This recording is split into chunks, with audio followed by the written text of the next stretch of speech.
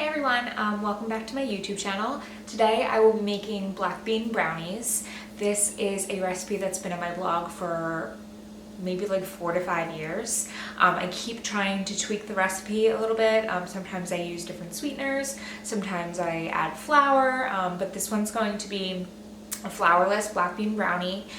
So it will be gluten-free, but it will not be vegan. I am using eggs. You can always substitute the eggs for like ground flax meal soaked in water. That's an egg substitute, and then a chia egg you can also use. But today we're using real eggs. So this is not vegan, but it is gluten-free. I will be using really good chocolate today. It's the deep dark sea salt organic chocolate. I get it from Whole Foods, and it's 70% cocoa. So it's gonna give you that like really rich chocolate flavor that you're looking for in these. I wouldn't say these are overly sweet.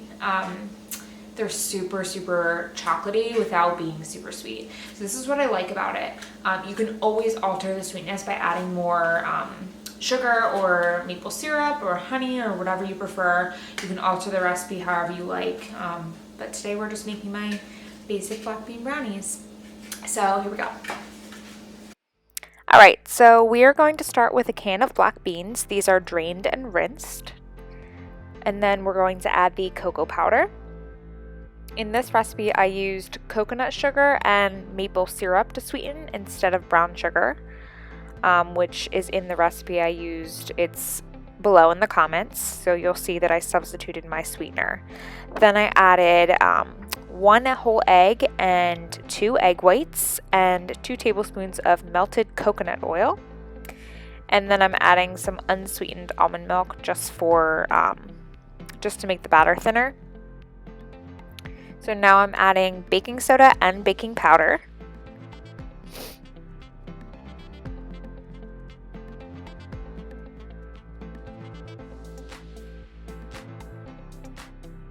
So here's that maple syrup I was talking about to sweeten it.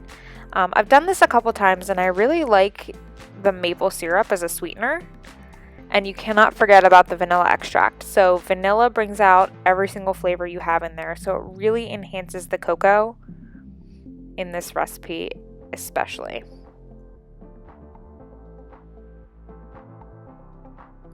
So now I'm whisking it all together, and obviously the black beans are not ground up yet. So here's the batter. So it's a little chunky. It should be smooth with the exception of the black beans. So now I am putting it in my blender. I have a Vitamix. Highly recommend the Vitamix. I feel like it's the best blender. I've used a Ninja before. It's just not the same. Vitamix all the way. So now I'm going to blend it until it's smooth. And then this is the only baking pan I had, actually. I really hoped I had time to get a square brownie pan, but I just didn't. So I'm using this baking pan now. And I'm just going to pour the batter in evenly. I think this makes 5 brownies with this. You'll see. I usually cut them into 8 brownies if I'm using a square pan. And mind the cooking time is going to vary with this, because if you're using like I think it's 9x4 or 9x5 or something pan, it's going to take longer to cook. So right now I'm adding that really dark chocolate to the top. You can mix it in if you want. I just like how it looks with the chocolate on top. And this is what it looks like. So like I said, the time may vary. I think these were in there for about 10 to 12 minutes. And these are like half fudgy, half cakey. That's why I really like these. And I usually warm them up if it's like a day after. I warm them up so I'm eating them warm. So you guys better make them.